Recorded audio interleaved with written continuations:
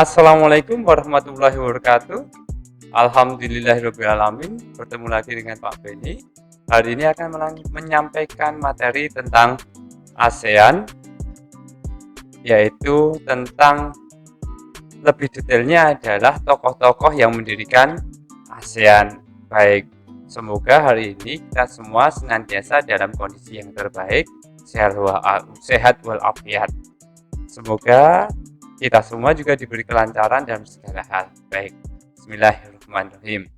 Sejarah terbentuknya ASEAN. ASEAN didirikan pada tanggal 8 Agustus 1967 melalui Deklarasi Bangkok. ASEAN didirikan oleh 5 negara pemrakarsa, yaitu Indonesia, Malaysia, Filipina, Singapura, dan Thailand. Menteri Luar Negeri yang menandatangani Deklarasi Bangkok adalah yang pertama, Adam Malik dari Indonesia, Narsico Ramos dari Filipina, Tun Abdul Razak dari Malaysia, S. Rajaratnam dari Singapura, dan Tanat Koman dari Thailand. Tujuan berdirinya ASEAN adalah yang pertama, mempercepat pertumbuhan ekonomi, sosial, dan kebudayaan di kawasan Asia Tenggara. Kedua, meningkatkan perdamaian dan stabilitas regional di kawasan Asia Tenggara. Yang ketiga, bekerja sama untuk mendirikan industri dan memperluas perdagangan internasional. Yang keempat, meningkatkan kerjasama untuk kepentingan bersama dalam bidang ekonomi, sosial, budaya, pendidikan, teknik, ilmiah, dan administrasi negara. Sedangkan tujuan yang kelima adalah memelihara kerjasama dengan organisasi regional dan organisasi internasional. Berikut adalah profil tokoh pendiri ASEAN. Yang pertama adalah Tanat Koman. Tanat Koman adalah seorang diplomat. Pada saat era Perang Dingin, Tanat Koman menjadi duta besar untuk Amerika Serikat. Tanat Koman menjabat Menteri Luar Negeri Thailand pada tahun 1959 hingga 1971. Pada tahun 1980, ia diangkat menjadi Wakil Perdana Menteri.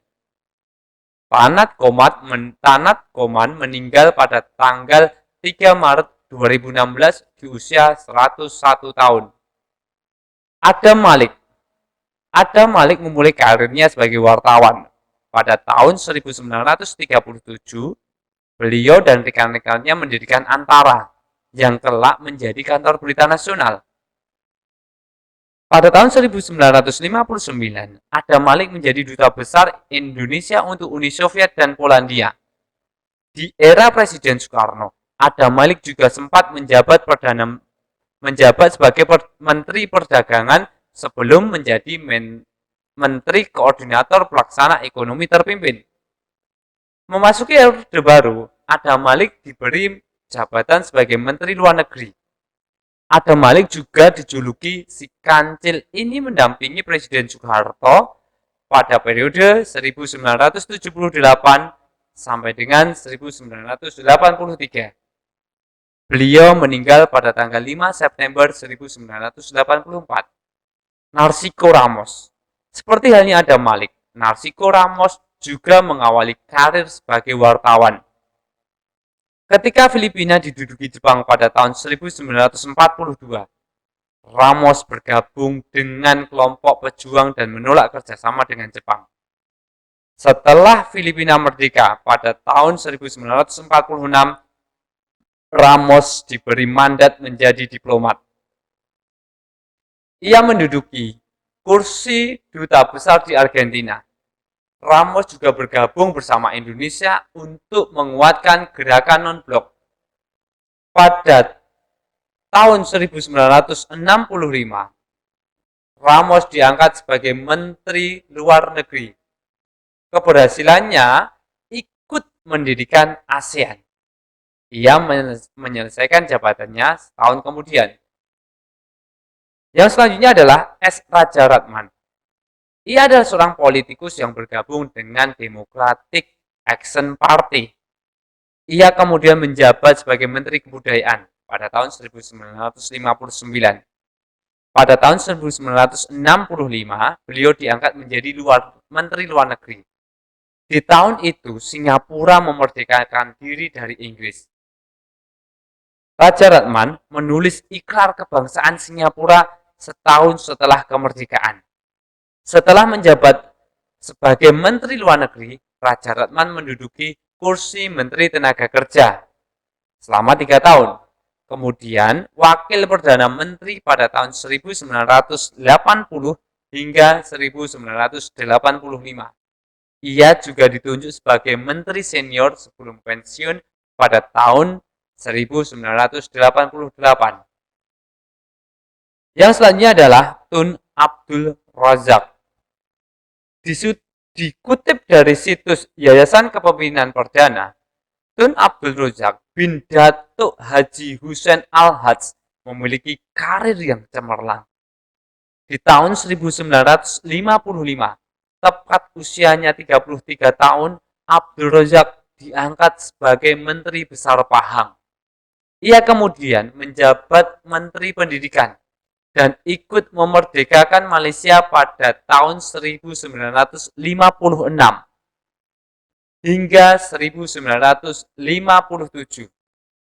Setelah pemilu pada tahun 1959, Abdul Razak diangkat menjadi Menteri Pembangunan Luar Kota di samping menjadi Wakil Perdana Menteri Malaysia dan Menteri Pertahanan Malaysia. Puncaknya, pada tahun 1970, Abdul Razak naik sebagai Perdana Menteri Malaysia. Keanggotaan ASEAN. Brunei Darussalam menjadi anggota pertama ASEAN di luar 5 negara pemrakarsa tersebut. Brunei bergabung menjadi anggota ASEAN pada tanggal 7 Januari 1984. Kemudian disusul anggota baru yaitu Vietnam yang menjadi anggota yang ke-7 pada tanggal 28 Juli 1995. 2 tahun kemudian, Laos dan Myanmar menyusul menjadi anggota ASEAN pada tanggal 23 Juli 1997.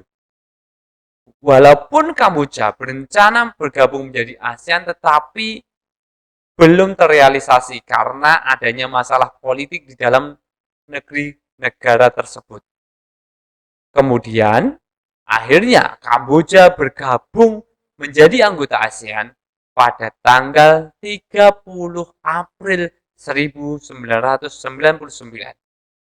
Berikut ini Pak Beni sampaikan ada negara, lalu kapan negara tersebut menjadi anggota ASEAN dan anggota yang keberapa. Baik, ini adalah materi yang Pak Beni berikan di mata pelajaran IPS. Setelah itu, nanti akan Pak Beni kirimkan lembar kerja yang wajib dikumpulkan.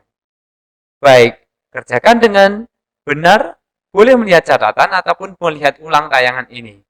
Semoga dimudahkan dalam segala hal.